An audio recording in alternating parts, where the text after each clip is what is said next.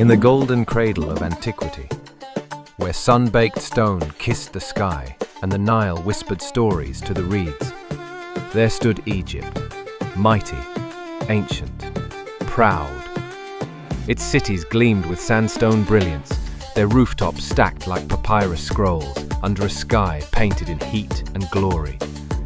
Here, markets buzzed like a kicked beehive.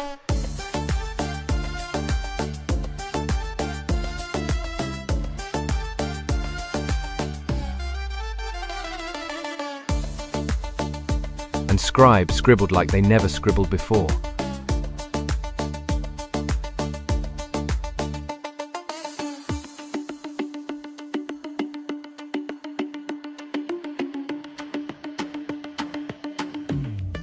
Royalty lounged like they owned the weather. Eh? Who do they think they are? The Kardashians?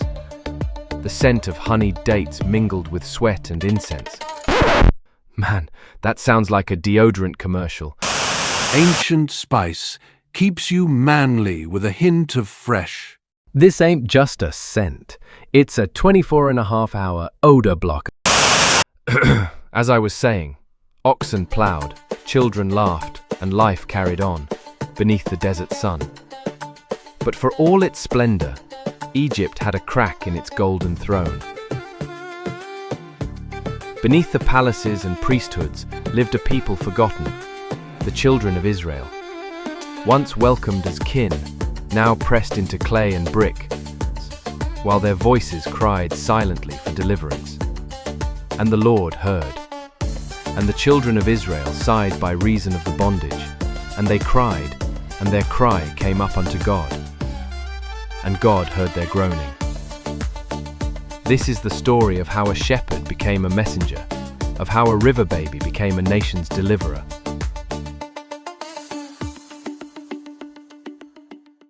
Moses and Pharaoh. They weren't just royal heirs, they were trouble on two legs. And when palace life got boring, they'd sneak past the guards to the local arcade in Giza. Yes, arcade.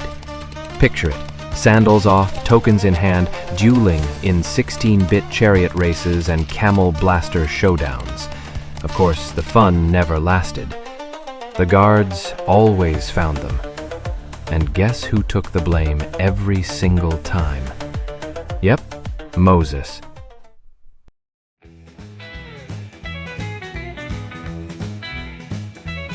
His getaway vehicle, his music, soothing the soul and dodging royal responsibility. Somewhere under purple neon haze, Moses was vibing, a prophet in waiting and a hipster before his time. He couldn't part the sea yet, but man could he shred those strings.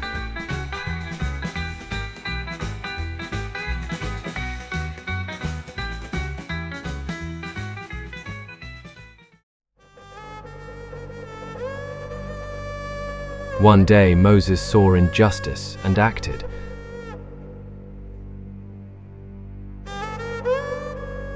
His hands struck, his heart cracked.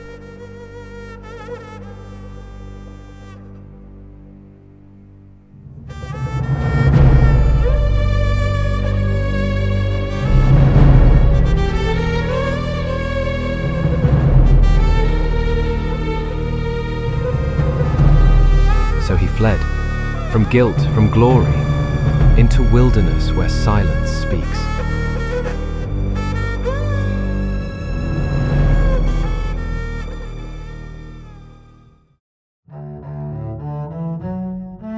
Years passed. Moses, now humble and sun-worn, watched sheep more than people.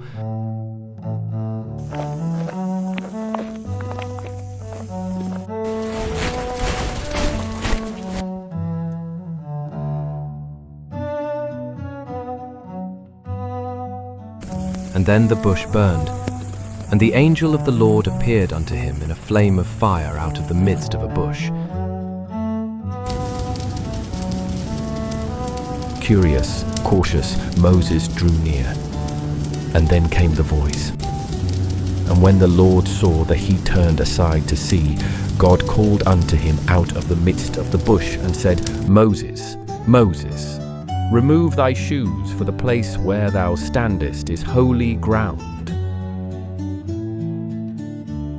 And so begins the mission of a lifetime, not with fanfare, but with a whisper in the wilderness. Thus was the call made, not by scroll or trumpet, but by fire, stillness, and the voice of God.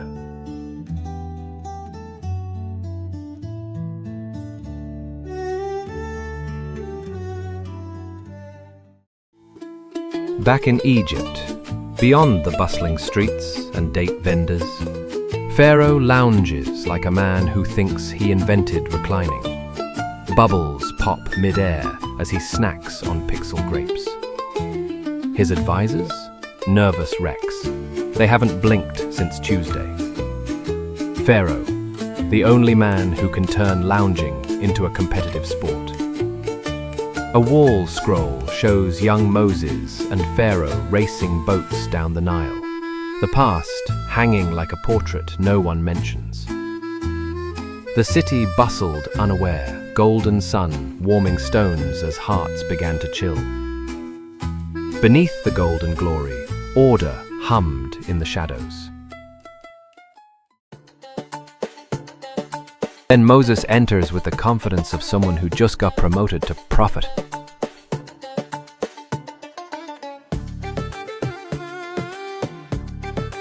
Pharaoh's like, "Who dis?" And Moses is like, "God sent me, bro."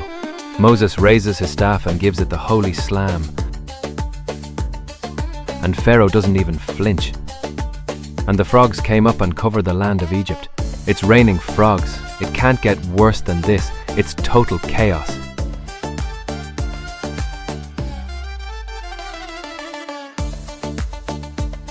Next up, locusts. And the locusts went up over all the land of Egypt and rested in all the coasts.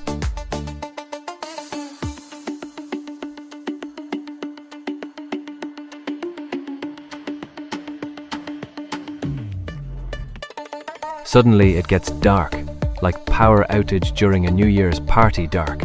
Even the cows are done, man. Just look at this guy. Game over, man. Game over.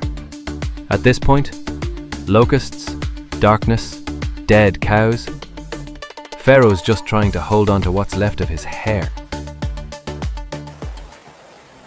And it came to pass, when Pharaoh had let the people go, that God led them not through the way of the land of the Philistines, although that was near, but God led the people about through the way of the wilderness of the Red Sea.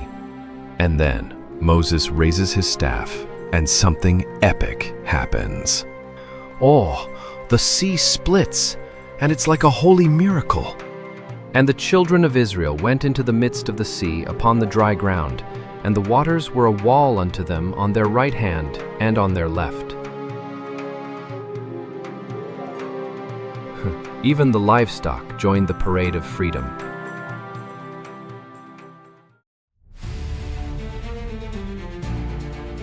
Pharaoh's army rolls in, and their chariots were built for off-road, and the Egyptians pursued, and went in after them to the midst of the sea.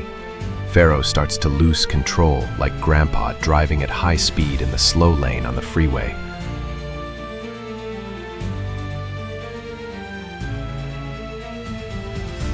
The ocean winds blow as Moses lifts his staff one more time.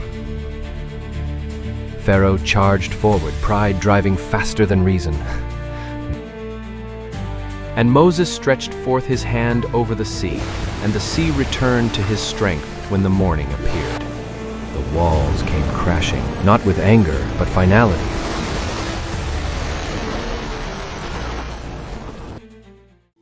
And so the Israelites stood on the far shore, stunned not just by the miracle they'd survived, but by the silence that followed it. All that remained were echoes of the Egyptian army and a few soggy grapes. And so the waves returned to their rest, the sea calm as a cradle. The people, breathless from deliverance, turned their eyes to Moses.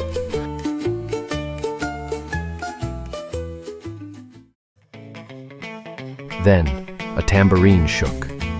A rhythm began. Joy sprung forth like water in the desert. Moses, the man of God, played a small ukulele and strummed like a 1950s musician. Yes, he still had his sunglasses. And the people of Israel celebrated, their feet stamping the dust of freedom, their voices rising in grateful chorus.